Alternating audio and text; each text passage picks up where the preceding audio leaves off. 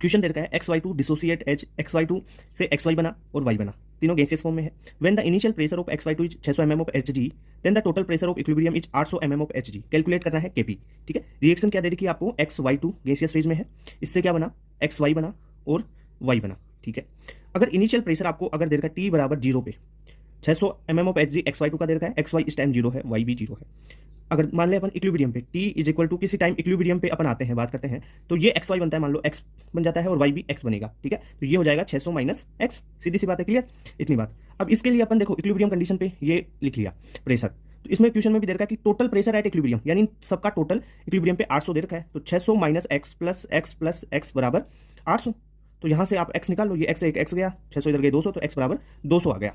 Clear बात, तो ये तो 200 हो गया, ये भी 200 हो गया, और 600 माइनस एक्स यानी ये 400 हो गया। XY2 का प्रेशर हो गया, प्रेशर ऑफ XY2 तो 400 हो गया, और प्रेशर ऑफ XY बराबर प्रेशर ऑफ Y बराबर 200 हो गया। अगर यहाँ पे पूछा आपको केपी पूछा है, तो आप क्या लिखोगे, प्रेशर ऑफ प्रोडक्ट बटा रिएक्टेंट, प्रोडक्ट क्या है XY into pressure of Y।